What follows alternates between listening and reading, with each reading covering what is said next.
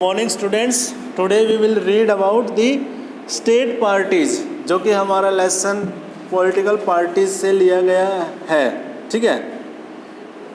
Other than these 7 parties, most of the major party of the countries are classified by the election commission as a state parties. वो 7 जो हमने last lecture में पढ़ी थी, 7 राष्ट्रीय जो दल है, उनके अलावा जितने अन्य दल रह जाते हैं जिनको इलेक्शन कमीशन ने क्लासिफाई किया, यानी कि वर्गीकृत किया है as a state party. These are commonly referred to as a regional parties. इनको कॉमनली बोला जाता है अक्षेत्रीय पार्टी। रीजनल मीन्स क्या होता है? अक्षेत्रीय। Yet these party need not be regional in their ideology और आउटलुक। चाहे वो अक्षेत्रीय स्तर पे उनका, यानी कि जिस राज्य की वो पार्टी है उसको रीजनल बोलते हैं, जिसको राज्य में बहुमत मिला हुआ है ना, तो वो रीजनल है। चाहे उसका आउटलुक या उसकी ओपिनियन या उसकी विचारधारा राज्य के अनुरूप न भी हो तो भी उसको माना जाता है रीजनल पार्टी। ठीक है। Some of these parties are all parties that happen to have succeeded only in some states। ऐसी पार्टी कुछ ही है जो कि हमारे देश के अंदर है, राज्यों के अंदर। जैसे parties like the Samajwadi party, Rashtriya Janata Dal have national level political organisation with units in several states. तो ऐसी ही पार्टी जैसे समाजवादी पार्टी है, राष्ट्रीय दल है, आरजेडी है, जो ये बिहार के इलेक्शन चल रहे हैं ना, वहाँ पे सुनते होंगे आप इनका नाम न्यूज़ में। तो ये जो पार्टी है, इनका क्या है, बहुत सारे स्टेट में क्या है, पॉलिटिकल ऑर्गेनाइजेशन भी है, यानी कि इनके संगठन है। एक राज्य में नहीं, अन्य राज्यों में, बिहार में, यूपी में है इनके, है ना, मध्य प्रदेश में इनके संगठन है। और वो नेशनल लेवल पे भी 1-2 MP लेके आ भी जाते हैं वो कई बार। Some of these party like Biju Janata Dal, Sikkim democratic front, Mizo national front, the Telangana Rashtra Samithi are conscious about their state identity. ये सारे के सारे क्या है, अपने स्टेट आइडेंटिटी के प्रति क्या है, कॉन्शियस है, यानी कि इनकी राज्यों में क्या है, अपनी पहचान है और राज्यों में ही इनका वोट बैंक है। सीधी सी बात है, नेशनल लेवल पे नहीं है, वो क्या है, राज्य के स्तर पर। जैसे आप अपने पड़ोसी राज्य है, जैसे दिल्ली, तो दिल्ली की आप मान सकते हो आप पार्टी है जो आम आदमी पार्टी, उसका जो बहुमत है कहाँ है, दिल्ली में, तो इसलिए वो क्षेत्रीय पार्टी हो गई। यही हमारे जो पंजाब स्टेट है, हमारा पड़ोसी देश है, नेबरिंग स्टेट, वहाँ पे एक अकाली दल है ना, प्रकाश सिंह बादल की पार्टी है, तो वो भी एक क्षेत्रीय पार्टी है। उधर यूपी में देखोगे जो ये समाजवादी पार्टी है, आरजेडी है, बीजू जनता दल है, ये सब क्या है, अक्षेत्रीय दल है। ऐसे हमारी जेजेपी है और इंडियन नेशनल लोक दल है, ये क्या है, अक्षेत्रीय पार्टी है। समझे ना। तो over the last 3 decades the number and the strength of these parties has expanded. और पिछले कई दशकों से क्या हो गया है, पिछले 3 दशकों से क्या हुआ है, ये जो पार्टियाँ ने ये एक्सपेंडेड हो गई है, बढ़ गई है। ठीक है। This made the parliament of India politically more and more diverse. और ये क्या बना रहे हैं, पार्लियामेंट को राजनीतिक तौर पे ज़्यादा से ज़्यादा क्या बना रहे हैं, डाइवर्स बना रहे हैं। ठीक है।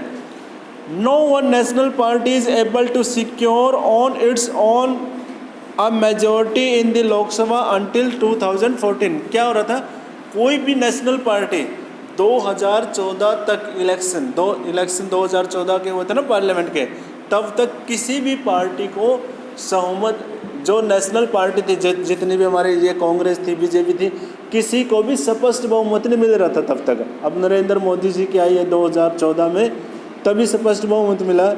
1989 के बाद है ना, स्पष्ट बहुमत नहीं मिला किसी भी नेशनल पार्टी को टिल 2014 तक। जो ये फेज़ है ना, 89 से लेके 2014 तक का, ये फेज़ ऐसा है कि इस फेज़ में किसी भी राष्ट्रीय पार्टी को स्पष्ट बहुमत नहीं मिला। तो क्या हुआ था, as a result the national party are compelled to form alliance with state parties, जिसका परिणाम यह हुआ कि जो राष्ट्रीय पार्टियां थी अब उनको मजबूरन क्या करना पड़ रहा था, अलायंस करना पड़ रहा था किनके साथ, राष्ट्रीय राज्य स्तर की पार्टियों के साथ। ऐसा ही हुआ था जब यूपीए, जो कहते हैं ना कि ये जो डॉक्टर मनमोहन सिंह है वो बड़े कमज़ोर प्रधानमंत्री थे, उनका कमज़ोर होने का मतलब यही था क्योंकि कांग्रेस दल को स्पष्ट बहुमत नहीं मिला था, ठीक है, तो उनको समर्थन लेके अपनी सरकार चलानी पड़ रही थी। एक बार तो उन्होंने एक प्लान में तो किसका समर्थन लिया, आरजेडी का, लालू प्रसाद यादव की पार्टी है, बाकी और जितनी भी क्षेत्रीय पार्टियाँ थी ना उनका लिया, एक बार मायावती की पार्टी का लिया, बीएसपी का। तो वो कैसे मजबूत नेता हो सकते हैं क्योंकि उनके पास स्पष्ट बहुमत नहीं था। अब हमारे जो नेता हैं प्रधानमंत्री नरेंद्र मोदी जी, तो उनकी पार्टी को वैसे ही मेजोरिटी मिली हुई है, 303 मिले हुए हैं वोट भी, जो आधे से भी ज़्यादा, जितना बहुमत चाहिए उससे भी ज़्यादा है, तो मजबूत बनेंगे ही ना। एक रीज़न ये भी था, ठीक है। Since 1996, nearly every one of the state party has got an opportunity to be the part of the one of the other national level coalition government। और देखो 1996 के बाद तो ना हर राज्य की जो क्षेत्रीय पार्टियां थी, राज्य की जो पार्टियां थे, उनको अपॉर्चुनिटी मिलती रही कि भाई उनको भी नेशनल लेवल की जो कोएलिशन गवर्नमेंट बनाते थे ना, गवर्नमेंट का हिस्सा बन जाते थे वो, ठीक है ना। 1919 में जब ये थी बीजेपी पार्टी थी, ये अटल बिहारी वाजपेयी जी थे, तो उस टाइम पे उसके अलायंस थे इनके साथ, ये जेजेपी, ये जो हमारे इंडियन नेशनल लोकदल है ये भी थी, प्रकाश सिंह बादल की है जो, ये भी पार्टी उनकी सहयोगी थी, है ना।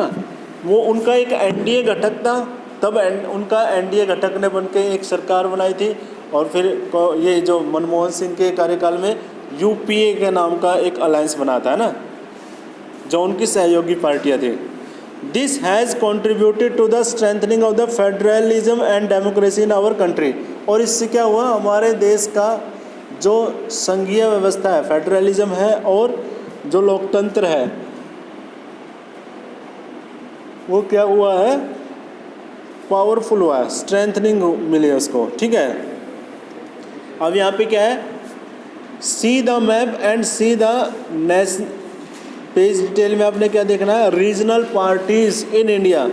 इंडिया के अंदर जो रीजनल पार्टी है उनके बारे में देखना। जैसे जम्मू कश्मीर में कौन कौन सी है, Jammu Kashmir national conference party है जिसका निर्माण कब हुआ था, 1939 को। फिर है Jammu Kashmir national panther party, Jammu Kashmir peoples democratic party 1999 में, जो पीडीपी पार्टी है जिसकी महबूबा मुफ्ती जो थी, जिसने मिलकर सरकार बनाई थी बीजेपी के साथ, जब, है ना, 2017-18 की बात है वो, है ना, तब बनाई थी, वो पीडीपी थी। और जो जम्मू कश्मीर नेशनल कॉन्फ्रेंस है, जो फारूक अब्दुल्ला आपने सुना होगा, जिनको डिटेन कर रखा था, है ना, अभी छोड़ा है उनको रिसेंटली, तो वो इन पार्टी के लीडर थे, इनको वहाँ पे डिटेन कर रखा था जम्मू कश्मीर में। ऐसे ही है यहाँ पे। फिर इसके बाद जम्मू कश्मीर के बाद है पंजाब। पंजाब में कौन कौन सी है, आम आदमी पार्टी, शिरोमणि अकाली दल जो कि प्रकाश सिंह बादल की आम आदमी पार्टी किसकी है, अरविंद केजरीवाल जी की है। इंडियन नेशनल लोकदल, इसका भी आपको पता होगा, है ना। उसके बाद है हरियाणा में इंडियन नेशनल लोकदल, ठीक है। दिल्ली में है आम आदमी पार्टी। उत्तर प्रदेश में कौन कौन से है, राष्ट्रीय लोकदल और समाजवादी पार्टी। उसके बाद फिर बिहार के तो इलेक्शन है, इन पार्टियों का तो नाम भी सुन रहे होंगे आजकल आप, जनता दल, लोक जनशक्ति पार्टी, राष्ट्रीय जनता दल जिसके लीडर वो है लालू प्रसाद यादव, राष्ट्रीय लोक दल, और समाजवादी पार्टी का लीडर कौन है, मुलायम सिंह यादव, है ना। इसके बाद है फिर बिहार में हो गया ये। इसके बाद है हमारा सिक्किम में कौन सी है पार्टी, क्षेत्रीय पार्टी है, state parties, Sikkim democratic front, Sikkim क्रांतिकारी मोर्चा, ये पार्टी है वहाँ सिक्किम में। उसके बाद असम में कौन सी है, all India United democratic front, Assam Gana Parishad, Bodoland peoples front, ये 3 पार्टियाँ वहाँ पे क्षेत्रीय पार्टियाँ वहाँ की। इसके बाद है फिर हमारा अरुणाचल प्रदेश में पीपल्स पार्टी और अरुणाचल, यानी कि पीपल्स पार्टी ऑफ अरुणाचल, उसके नाम से वहाँ पे। फिर है नागालैंड में नागाज पीपल फ्रंट, मणिपुर में भी है ये, मणिपुर में। और कौन सी है? Peoples democratic alliance. मिजोरम में देखो, Mizoram people's conference, Zoram nationalist party, Mizo national front. Meghalaya में hill state people's democratic party, united democratic party, national people's party, ये मणिपुर में भी है और मेघालय में भी है। ठीक है, अब इसके बाद आ जाओ नीचे वेस्ट बंगाल में। वेस्ट बंगाल में क्या है? All India forward block and revolutionary socialist party, जो कि केरला में भी और यहाँ पे भी है। झारखंड में JMM, झारखंड मुक्ति मोर्चा भी है वहाँ पे। और कौन सी है? IJSU party, JVM। फिर है उसके बाद झारखंड के बाद है बीजू जनता दल, उड़ीसा में है ये। अभी फ़िलहाल वहाँ सरकार भी वही बनाए हुए है उड़ीसा में, बीजू जनता दल। आंध्र प्रदेश में क्या कौन सी है? Telugu Desam and YRS Congress party. Tamil Nadu में है ऑल इंडिया अन्ना DMK, ये पुडुचेरी में भी है। द्रविड़ मुनेत्रम कंजगम एंड देशियम मुरुपोकू द्रविड़ा कंजगम, ये उनकी लैंग्वेज में ही नाम है भाई, थोड़े अजीब है। केरला में कौन से? केरला कांग्रेस, इंडियन यूनियन मुस्लिम लीग। कर्नाटका में जनता दल सेक्युलर, तेलंगाना राष्ट्रीय समिति, ऑल इंडिया मजलिसे इल्तदुल मुस्लिम, ये तेलंगाना में ये। ठीक है, फिर है महाराष्ट्र में महाराष्ट्र वादी गोमस्तक पार्टी, गोवा फॉरवर्ड पार्टी, ये गोवा में है। महाराष्ट्र में है महाराष्ट्र नवनिर्माण सेना, एक तो शिवसेना वहाँ पे, महाराष्ट्र नवनिर्माण सेना जो राज ठाकरे ने बना रखी है वहाँ पे। ठीक है, तो ये कुछ पार्टी है, शिवसेना भी है वहाँ पे। ये कुछ स्टेट पार्टीज है जिनको हम रीजनल पार्टीज ही बोलते हैं। और नहीं याद नहीं, तो वैसे नॉलेज के लिए बोल रहा था। Challenge to the political parties, ये चुनावी दलों के सामने क्या क्या चुनौतियां हैं। We have seen how crucial political parties are for the working of the democracy. तो हमने देखा कि जो जितने भी ये राजनीतिक दल हैं कितने ज़्यादा क्रूशियल है। क्रूशियल का मतलब क्या है? बहुत ज़्यादा इम्पोर्टेंट है। किसके लिए? लोकतंत्र के लिए। Since parties are the most visible face of democracy, it is natural that the people blame parties for whatever is wrong and working of the democracy. देखो, क्योंकि हमें पता है हमारे सामने कौन है? राजनीतिक दल ही तो है। अब जो भी गलत होगा लोकतंत्र के साथ, तो हम किसको ब्लेम करते हैं? पार्टी को ही तो करते हैं ना। किस पार्टी ने नाश कर दिया भाई देश का? इस पार्टी ने क्या कर दिया? हमारे राज्य का नुकसान कर दिया है ना। क्योंकि वो ऑब्वियस हमारे सामने तो वही है, लोकतंत्र थोड़ा ना खड़ा है। लोकतंत्र के रूप में हमारे सामने कौन खड़ी है? पार्टियाँ खड़ी हैं। ठीक है, all over the world people expresses strong dissatisfaction with the failure of political parties to perform their function well. तो लोग क्या करते हैं? पार्टियों के ऊपर ही ब्लेम करते हैं, राजनेताओं के ऊपर ही तो ब्लेम करते हैं अगर कुछ भी गलत होता है। अब आप देखो, ऑब्वियसली हम क्या बोलते हैं? कुछ भी गलत हो रहा है देश के साथ, तो किन्होंने नुकसान कर दिया? इन राजनेताओं ने। नेताओं को तो बोलते हैं हम, और पार्टी को बोलते हैं उस पार्टी ने नुकसान कर दिया। This is the case in our country too, और यही हमारे देश के अंदर भी है। Popular dissatisfaction and criticism has focused on 4 problem areas in the working of the political parties। तो जो पॉपुलर डिससेटिस्फैक्शन होता है ना, असहमति होती है, लोगों का रोष होता है ना, तो मेनली चार जो पार्ट है जहाँ पे उनका मेन फोकस होता है, वो क्या क्या है? Political parties need to face and overcome these challenges in order to remain effective instrument of the democracy. तो पॉलिटिकल पार्टियों को क्या चाहिए? राजनीतिक दलों को उनके अंदर सुधार के लिए कुछ इफेक्टिव इंस्ट्रूमेंट होने चाहिए कि लोकतंत्र में सुधार किया जा सके। ठीक है, क्या है? फर्स्ट है the first challenge is lack of internal democracy. पहला चैलेंज तो यही है कि lack of internal democracy within the party के अंदर ही क्या होती है, लोकतंत्र की कमी होती है। पार्टी के अंदर भी लोकतंत्र होना चाहिए। जैसे all over the world there is a tendency in political parties toward the concentration of power in one or a few leader at the top. यहाँ पे क्या होता है कि बहुत सारे जो संसार में जितने भी दल हैं ना लोकतंत्र में, वहाँ पे क्या होता है, कुछ नेता होता है या कोई एक नेता होता है, वही कॉन्सेंट्रेट होता है, सारी की सारी पावर उसके ही हाथों में कॉन्सेंट्रेट होती है ना।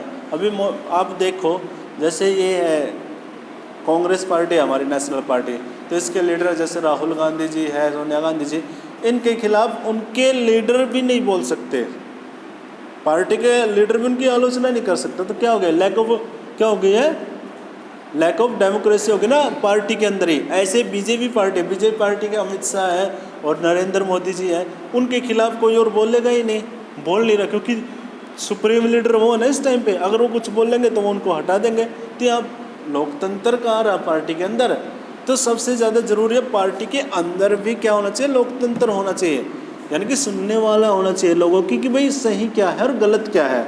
अगर सही गलत ही नहीं सुना तो फिर फ़ायदा क्या हो, लोकतंत्र कहाँ रहेगा। ये प्रॉब्लम हो रही है, lack of democracy within the parties do not keep membership register, do not hold organisation meetings and do not conduct internal election regularly. Party ने तो है ना लोगों की जो मेंबरशिप होती है पार्टी के अंदर जो शामिल होते हैं, रजिस्टर रखते हैं उनका, और न ही कंडक्ट करते इंटरनल इलेक्शन रेगुलरली, और न ही रेगुलर इलेक्शन कराती है कि भाई ये पार्टी का प्रेसिडेंट होगा, उसके लिए इलेक्शन भी नहीं कराती। ठीक है, ordinary member of the party do not gate sufficient information on what happen inside the party. और जो आम व्यक्ति होता है, आम मेंबर होता है किसी पार्टी का, जो गरीब सा होता है, उसको तो पता भी नहीं होता कि एक्चुअल में चल क्या रहा है वहाँ पे, उसको तो ये भी नहीं पता होता कि एक्चुअली में चल क्या रहा है पार्टी के अंदर। They do not have the means or connection needed to influence the decision. उनके पास ना तो कोई तरीके होते हैं, ना ही कोई कनेक्शन होता है पार्टी को क्या करने का, पार्टी का डिसीजन को प्रभावित करने का। As a result the leader assume greater power to make decision in name of the party. तो रिजल्ट क्या होता है, जो बड़े नेता होते हैं पार्टी के, वो अज्यूम कर लेते हैं जो भी डिसीजन उनका ही माना जाता है ना, तो ऐसा माना जाता है ये पार्टी का ही निर्णय है ना। तो लैक ऑफ डेमोक्रेसी है पार्टी में। सिंस वन और few leader exercise paramount power in the party, those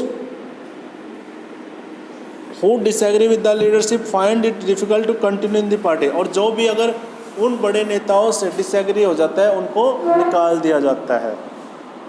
आपने बीजेपी में देखा होगा, जो बड़े बड़े नेता थे ना, उनको धीरे धीरे निकाल दिया, जिन्होंने थोड़ा सा भी इसके खिलाफ बोला है ना। नरेंद्र मोदी जी के खिलाफ भी बोला, जो सुप्रीम लीडर है अमित शाह के खिलाफ बोला, तो उनको भी धीरे धीरे वहाँ से निकाल दिया। ऐसे ही कांग्रेस में, हर दल में ऐसा ही है। More than loyalty to the party principle and policies, personal loyalty to the leader become more important. तो यहाँ पे क्या हो गया, पार्टी की बजाय अब क्या बन गया है, उस लीडर के प्रति लॉयल्टी बहुत ज़्यादा दिखाते हैं लोग, है ना। लीडर को एक किस्म का तानाशाह बना देते हैं।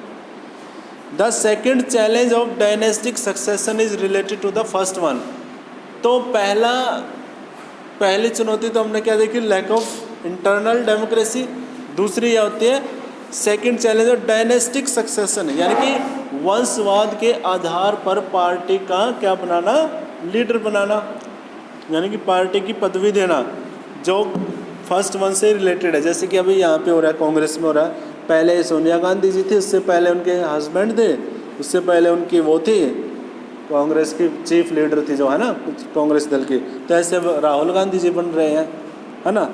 Since most political party do not practise open and transparent procedure for their functioning, there are very few ways for an ordinary worker to rise to the top in the party. तो यहाँ पे ये होता है, देखो, क्योंकि बड़े बड़े लोग उसमें लगे रहते हैं, एक परिवार हो गया उसका, उसके ऊपर आधिपत्य हो गया, तो जो ऑर्डिनरी पीपल होते हैं, ऑर्डिनरी मेंबर होते हैं, उसके पास क्या है, चांसेस नहीं होते वहाँ से राइज अप होने के, उठने के। वो नहीं बन सकता सुप्रीम लीडर, जैसे बीजेपी में बन गया ना। अगर नरेंद्र मोदी जी यहाँ होते ना कांग्रेस में या किसी और दल में, या समाजवादी पार्टी में, तो उनको इतना मौका मिलना ही नहीं था, है ना। Those who happen to be the leader in the position of the unfair advantage of to favor people close to them and even their family member।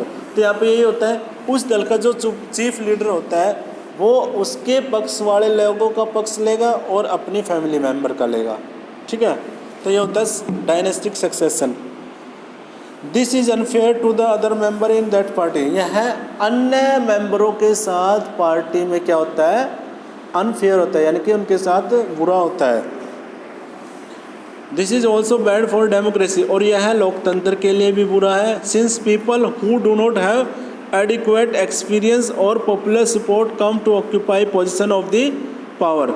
और यह इसलिए बैड होता है लोकतंत्र के लिए क्योंकि लोगों के पास एक्सपीरियंस नहीं होता है, लोगों का पॉपुलर सपोर्ट नहीं होता पोजीशन में, पावर में रहने के लिए, है ना। This tendency is present in some majors all over the world, और यही टेंडेंसी, यही प्रवृत्ति है ना बहुत सारे देशों के अंदर उनके दलों में चल रही है, including the some of the older democracy. कहीं तो पुराने लोकतंत्रों में भी ऐसा ही हो रहा है, जैसे हमारे यहाँ पे कांग्रेस दल में यही तो हो रहा है ना। अब वो नए भी चाहते तो भी लोग उसको ही बना रहे हैं वहाँ पे प्रेसिडेंट, पार्टी के मेंबर भी।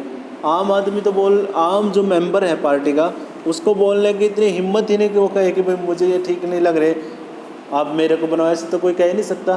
पॉपुलैरिटी तो नहीं गेन की उन्होंने, सीधी सी बात है, उन्होंने पॉपुलैरिटी भी तो गेन करनी चाहिए ना कंट्री के। The third challenge is about the growing role of money and muscle parties. तो दूसरा चैलेंज यही है पार्टी के अंदर, पैसे का और ताकत की क्या हो रहा है, बहुत ज़्यादा इन्फ्लुएंस बढ़ता जा रहा है, स्पेशली ड्यूरिंग इलेक्शन के टाइम पे। Since parties are focused only on winning election, क्योंकि देखो हर पार्टी का फोकस क्या रहता है, उनका केंद्र ये रहता है कि इलेक्शन में जीतना। And they tend to use shortcuts to win election, और उनकी प्रवृत्ति यह बन जाती है शॉर्टकट, यानी कि छोटे तरीके अपना लेती है सक्सेस होने के, या तो पैसा यूज करके या पावर यूज करके। They tend to nominate those candidates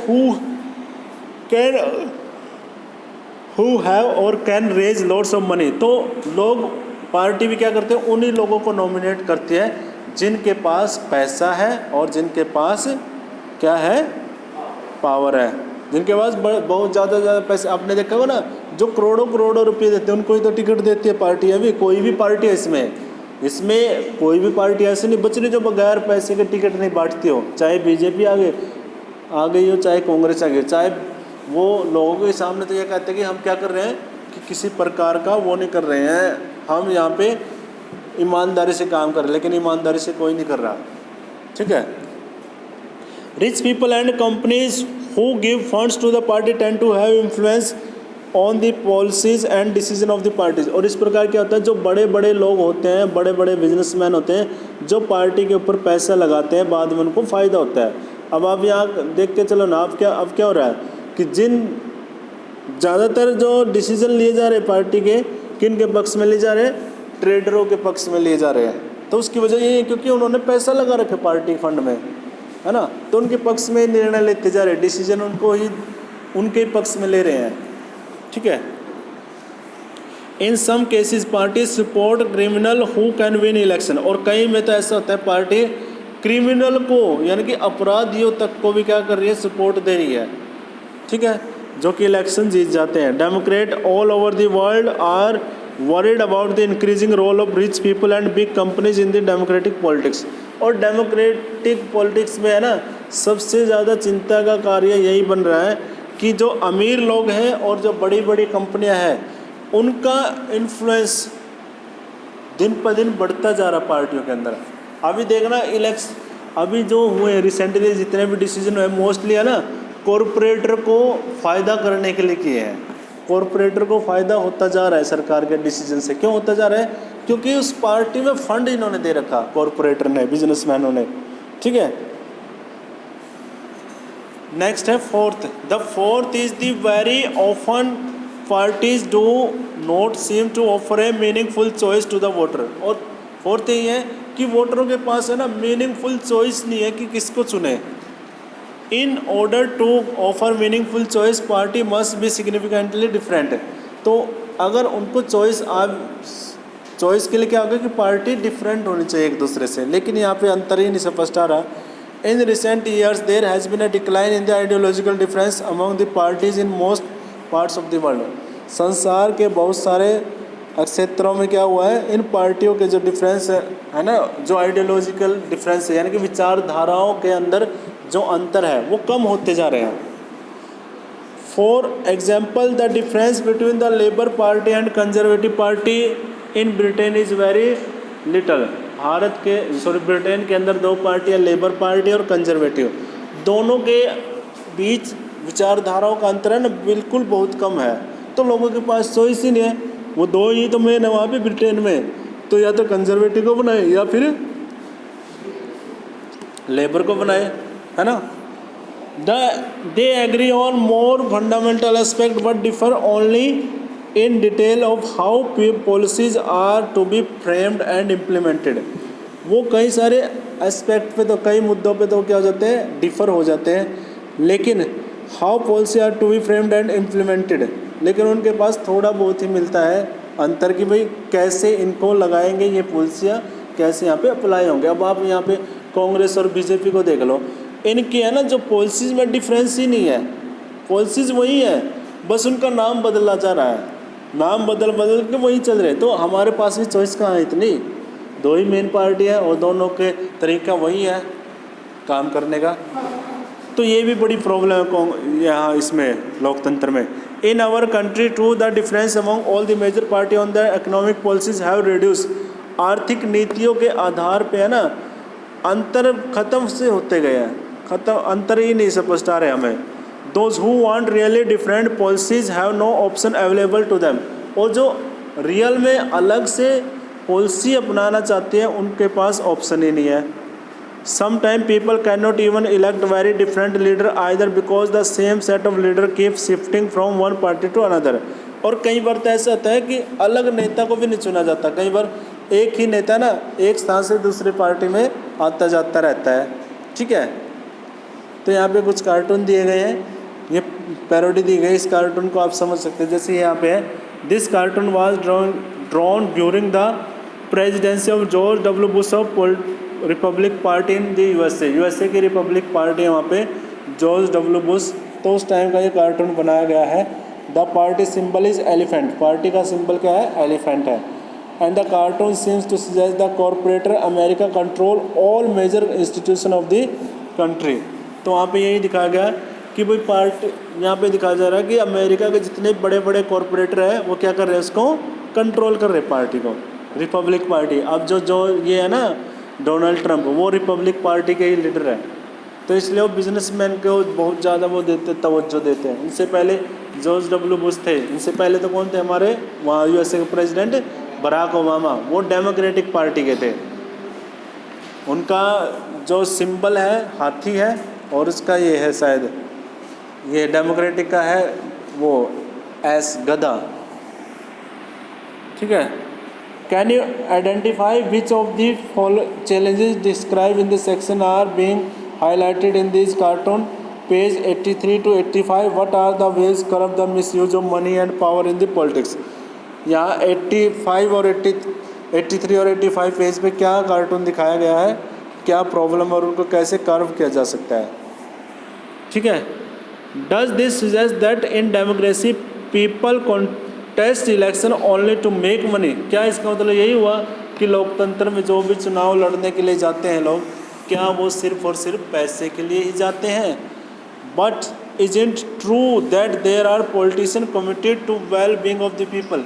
क्या इसका मतलब यह है? बिल्कुल भी नहीं है कि लोग जो नेता होते हैं वो लोगों की भलाई के लिए भी कार्य करने जाते हैं। ये क्वेश्चन है कुछ आपके लिए, इस क्वेश्चन के रिलेटेड आपको कोई भी आंसर मिले आप कमेंट में भी दे सकते हो या वैसे भी दे सकते हो ऑफलाइन क्लास में भी।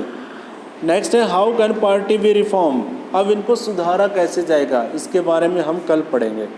Okay students.